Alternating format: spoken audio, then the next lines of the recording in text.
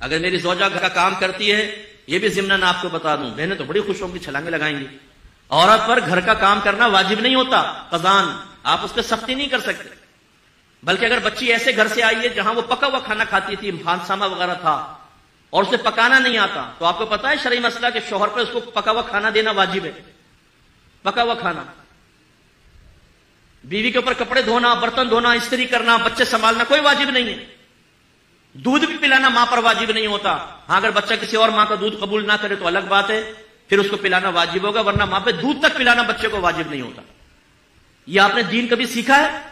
بیچاری ساری بہنیں ہماری چولہے کے سامنے کھڑی ہو کر 4-4 5-5 گھنٹے میں ڈشیں تیار کرتی ہیں، اور جب کھانا آپ کے سامنے لے کر آتی ہیں تو آپ لات مار کے کھانا پھینک دیتے ہیں، یہ بنا کے لائیے، نمک تیز ہے، بوٹی گلی نہیں، مرچیں تیز ہو گئی، کہاں ہے آج کل تیرا ذہن؟ انہیں بتاؤ کہاں ہے، پوری رپورٹ دو سارے دن کی، کہاں ہے ان کا ذہن؟ تمہیں استری شدہ کپڑے مل رہے ہیں، تمہارے بچے وہ سنبھال رہی ہے، تمہارے ہاتھ پاؤں تک وہ دبا رہی ہے، جب تم فریاد کرتے ہو اور فرمائش کرتے ہو چائے بن کر تمہارے سامنے آ جاتی ہے، وہ نوکر نہیں ہے ہماری، وہ اگر یہ کام کرتی ہے تو اس کا احسان ہے۔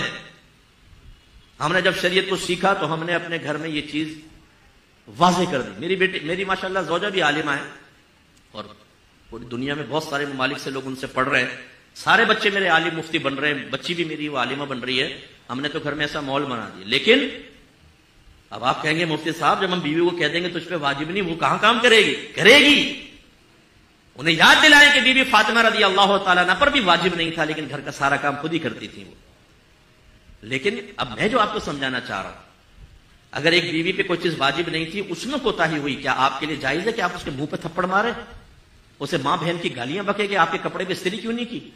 اگر وہ چائے بنانا بھول گئی تو کیا آپ کے لیے جائز تھا اس کو لات مارنا؟ اگر ہے تو لائیے شریعت کی دلیل پیش کریں، ورنہ میدان معاشر میں گرفت کے لیے تیار رہیں۔ اللہ تعالیٰ نے ایک آزاد مخلوق کو آپ کے تابع کیا ہے، وہ غلام یہ کنیز نہیں تھی، آزاد مخلوق کو آپ کے تابع کیا ہے۔ اس کا کیا مطلب ہے؟ وہ آپ کی کوئی غلام یہ کنیز تو نہیں بن گئی کہ آپ جس طرح چاہیں اس کے ساتھ رویہ اختیار کریں۔ میدان محشر میں حساب کتاب ہوگا۔ میرے آقا نے اپنے آخری خطبوں میں اہم ترین باتیں کی، اسی سے اندازہ کر لیں کہ کتنی اہم بات ہے کہ سرکار نے ارشاد فرمایا، اللہ تعالیٰ نے تمہاری بیویوں کی شکل میں ایک کمزور مخلوق کو تمہارے تابع کیا ہے، میں تمہیں تمہاری بیویوں کے معاملے میں ہمیشہ تمہیں اللہ سے ڈراتا ہوں، تم اللہ سے ڈرتے رہنا، ان پر ظلم مت کرنا۔ حضرت عمر فاروق رضی اللہ تعالیٰ نے کہا سرکار کی بارگاہ میں حاضر ہو، یا رسول اللہ جب تک ہم مکے میں تھے ہماری عورتیں ہمارے سامنے بولنے کی ہمت نہیں کرتی تھی، لیکن جب ہم مدینے میں آئے تو یہاں انصار صحابہ جو مدنی تھے ان کی ازواج ان کو جواب دیتی ہیں، یعنی کوئی ہے بات تو کوئی بدتمیزی نہیں، دائرہ میں رہ کر۔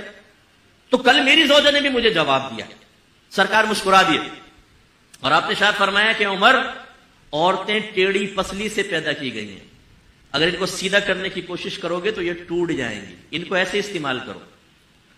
عمر فاروق رضی اللہ تعالیٰ عنہ 6.5 فٹ کا قد، یہ لمبے چوڑے لہیم شہیم، اور آپ کے کہہ رہے ہیں میری زوجہ میرے ساتھ ایسا کر رہی ہے، سرکار فرما رہے ہیں اللہ نے ان کو ایسا ہی پیدا کیا ہے۔ اس سے بھی ذرا سمجھیے، بعض اوقات زوجہ ایسی ہی ہوتی ہے کہ اگر وہ فرض کر لے کہ آپ سے کوئی بات سخت کہہ دی، کچھ کہہ دی، آپ کے نبی نے کتنی پیاری تلقین کی ہے، درگزر کرو، اپنے ڈھولے شولے بیوی پہ مت آزماؤ کہ جیسے اس نے کہا ایک تھپڑ مارا اس کے منہ پہ لکیریں چھاپ دی اور چلو جی بیٹھ جاؤ اب آرام سے، اب آئندہ کر کے بتا ذرا تو ٹھیک ہے آپ نے بدماشی کر لی۔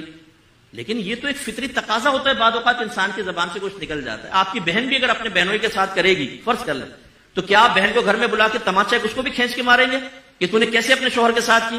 نہیں، آپ تو اس کا پردہ ڈھکیں گے، آپ کہیں گے بھائی یہ بتاؤ میری بہن گونگی ہے کیا؟ تم ظلم کرتے رہو، وہ سہتی رہے، خاموش رہے، کچھ نہ کرے؟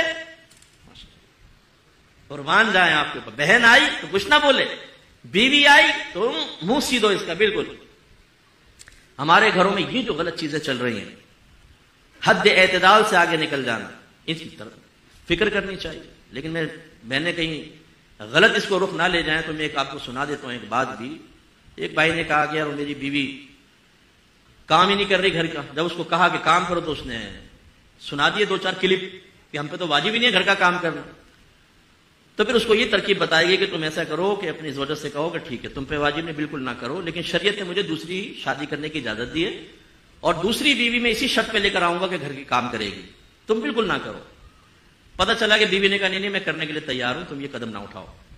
تو یہ بہنوں کو بھی چاہیے دیانتاً گھر کا کام کرے. لیکن میں جو آپ کو سمجھانا چاہ رہا ہوں، اب یہ دیکھیں، میری والدہ ابھی فوت ہوئی ہیں، والد بھی تھے، والدہ. ہم نے زوجہ کو صاف بتا دیا تھا کہ آپ پر ہمارے ماں باپ کی خدمت کرنا واجب نہیں ہے، لیکن ماں باپ سمجھ کے کریں گی تو آپ میرا دل جیتیں گی، ہماری دل جوئی ہوگی، خوشی ہوگی.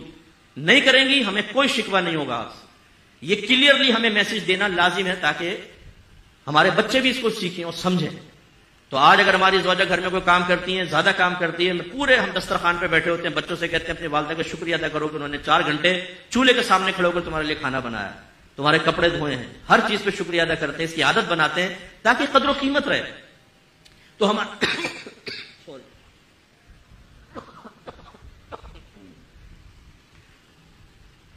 ہمارے گھروں میں جو یہ غلط چیزیں، رسومات، میں رسومات میں لوں گا، خاندانی رسومات میں، کہ بیوی کو دبا کر رکھو، بیوی کو بولنے نہ دو، اگر کچھ بولے تو تھپڑ مار دو منہ پہ، کچھ ذلیل اور بےعزت کرو بچوں کے سامنے، خاندان والوں کے سامنے. غلط چیزیں ان کو ختم کریں.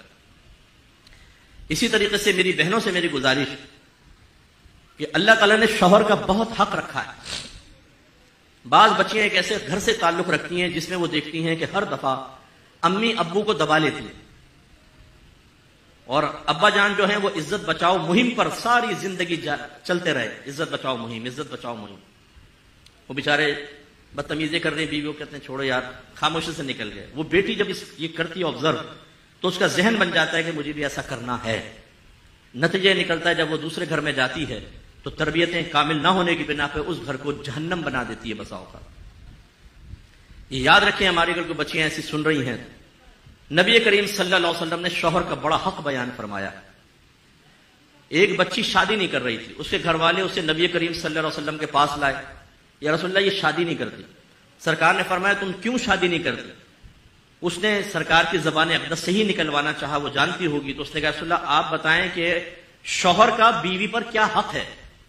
تو رحمت کونین صلی اللہ علیہ وسلم نے ارشاد فرمایا کہ شوہر کا بیوی پر یہ حق ہے کہ اگر اس کا پورا جسم خون اور پیپ سے بھرا ہو اور عورت اپنی زبان سے چاٹ کر اس کے بدن کو صاف کر دے تب بھی اس کا حق ادا نہیں کر سکتی. مراد کیا ہے؟ یہ معاذ اللہ یہ نہیں کہ کوئی حقیقت نہیں سر، مراد کیا؟ یہ قابل نفرت کام ہے. یعنی عورت شوہر کا حق اسی وقت ادا کر سکتی ہے جب اس کی طرف سے آنے والی تلخیوں، کمیوں کے اوپر صبر کرے اور اللہ کی رضا کے لیے اس کا گزارا ساتھ دیتی رہے. اتنا حق رکھا ہے. اور ایک روایت میں فرمایا کہ اگر میں مخلوق کو سجدہ کرنے کا حکم دیتا تو بیویوں کو حکم دیتا کہ اپنے شوہروں کو سجدہ کریں، لیکن سجدہ تو صرف اللہ کے لیے ہی جائز ہے. اس سے ہماری وہ بہنیں ذرا درس حاصل کریں جو شوہر کو آنکھوں میں آنکھیں ڈال کے گفتگو کرتی ہیں، بعض اوقات تو گریبان پکڑ لیتی ہیں، ماں بہن کی گالیاں بکتی ہیں. ہمارے پاس تو کیسز آتے رہتے ہیں اس طرح کے بے شمار. وہ ایک بہن نے روتے ہوئے کہا مفتی صاحب میرے شوہر نے مجھے مارا پیٹا، گالیاں بکیں. تو میں چونکہ تجربہ کار ہوں ان چیزوں کا، تھوڑا سا تجربہ کار سے مراد لوگوں کے مسائل سننے کے اعتبار سے، یہ نہیں کہ گھر میں کوئی تجربے کر رہا ہوں. تو میں نے ان خاتون سے کہا کہ آپ پہلے تو رونا بند کریں، پھر مجھے سچ سچ بتائیے گا آپ نے کیا کیا تھا. کہنے کہ میں نے بھی گریبان پکڑ کے کھینچا تھا اور گالیاں کٹی سی. لو جی بھیا آپ نے کیا کیا؟ یہ تو یہ ہمارے یہاں چل رہا ہے. ایک مخصوص کمیونٹی ہے ہمارے ملک میں، اس سے تعلق رکھنے والی ایک بچی تھی، اس نے اپنا بتایا کہ میں نے شوہر کو زمین پہ پٹک دیا اور چھری اس کی گردن پہ رکھ دی اور میں نے کہا دے 3 طلاق. اس نے 3 طلاقیں دے دی. مفتی صاحب ہو گئی 3 طلاقیں. اب بھولے پن کی انتہا دیکھیں آپ، اور اس کی شیرنی کی بہادری دیکھیں آپ.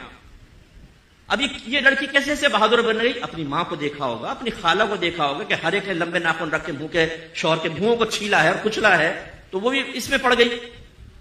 تو اس کا مطلب یہ ہوا کہ ڈس بیلنسی جو ہے وہ جانبین سے ہے اور بڑوں کی طرف سے بھی ہے. اور ان سب کا نتیجہ اور معال وہی ہوگا جو میں نے ابتدا کی، علم دین سے دوری، شریعت سے دوری. ہمیں پتہ ہی نہیں کیا کرنا ہے کیا نہیں کرنا، کیسے کرنا ہے کیسے نہیں کرنا. اپنی عقل، اپنے خاندان، اپنے دوستوں یا سہیلیوں یا بڑوں کے مشوروں سے جب آپ گھر چلائیں گے تو ہزارہ چیزیں شریعت کے خلاف ہوں گی اور ان کی بے برکتی آپ کے سامنے آئے گی. بھائی نے کویسچن کیا کہ یہ کہا جاتا ہے کہ اولاد مرد کی قسمت کی ہے اور رزق عورت کے نصیب کا ہوتا ہے، کیا یہ صحیح ہے یا نہیں؟ دیکھیں یہ بالکل غلط ہے اور یہ لوگوں میں خواہ معروف ہو گیا ہے اور جاہل قسم کے لوگوں نے ان چیزوں کو عام کیا ہے. رزق ہر ایک کی اپنی قسمت اور نصیب کا ہوتا ہے. صحیح بخاری کی روایات میں موجود ہے جب بچہ ماں کے پیٹ میں 4 ماہ کا ہو جاتا ہے تو یہ اللہ کے حکم سے ایک فرشتہ آتا ہے اور اللہ تبارک و تعالیٰ اس کو فرماتا ہے لکھ کہ یہ کتنا رزق حاصل کرے گا۔ ہر بچے کا رزق اللہ تبارک و تعالیٰ گویا کہ اس فرشتے کو لکھواتا ہے، یہ اللہ کی طرف سے مقرر شدہ ہے۔ وَمَا مِن دَابَّةٍ فِي الْأَرْضِ إِلَّا عَلَى اللَّهِ رِزْقُهَا، زمین پہ چلنے والا کوئی جاندار ایسا نہیں جس کا رزق اللہ کے ذمہ کرم پر نہ ہو، تو بس اللہ تعالیٰ ہی کے ذمہ کرم پر ہے، تقسیم بھی اللہ نے کر دیا ہے۔ میرے آقا صلی اللہ علیہ وسلم کا فرمان بھی موجود ہے کہ قلم قدرت لوگوں کا رزق لکھ کر خشک ہو چکا ہے، اب کسی پرہیزگار کی پرہیزگاری اس کو بڑھا نہیں سکتی اور کسی کا فسق و فجور اسے کم نہیں کر سکتا، تو بیوی بیچاری کہاں سے بڑھائے گی، کہاں سے کم کرے گی، اس لیے یہ غلط خیالات ہیں۔ دوسرا یہ کہنا کہ اولاد مرد کی قسمت کی ہے، یہ بھی غلط ہے۔ اولاد میاں بیوی دونوں کی قسمت کی ہوتی ہے، کیونکہ اولاد کو دونوں کی طرف منسوب کیا جاتا ہے، تو اللہ تعالیٰ ان دونوں کے لیے جو اولاد مقرر کرتا ہے، لڑکے ہیں لڑکیاں ہیں یا معاذ اللہ کوئی تیسری جنس ہے، یا مطلب بعض بچیوں کو بانجھ رکھا جاتا ہے، یہ اللہ کی طرف سے ان کے لیے ایک آزمائش ہے، اللہ تعالیٰ ان کو اس آزمائش میں پورا اترنے کی توفیق عطا فرمائے، تو یہ بھی غلط خیال ہے۔ اچھا اب یہ دیکھیے جو خاص طور پہ خواتین اس قسم کی باتیں کرتی نظر آتی ہیں، بہو گھر میں آئی، رزق میں کمی آئی تو کہتی ہے منحوس آ گئی، دیکھو صحیح کہا تھا لوگوں نے، اولاد مرد کی قسمت کی ہوتی ہے، رزق عورت کی قسمت، اس نے کم کر دیا۔ اب یہ بتائیے جو نحوست کا کنیکشن آپ نے بہو کے ساتھ ملایا، یہ کس نے آپ کو بتایا تھا؟ آپ کی نحوست نہیں ہے، بہنوں آپ کی بیٹیوں کی نحوست نہیں ہے، دیگر جو گھر میں خواتین ہیں ان کی نحوست نہیں ہے؟ اگر آپ کہیں نہیں تو دلیل دیں اس کے اوپر، غلط بات ہے بالکل۔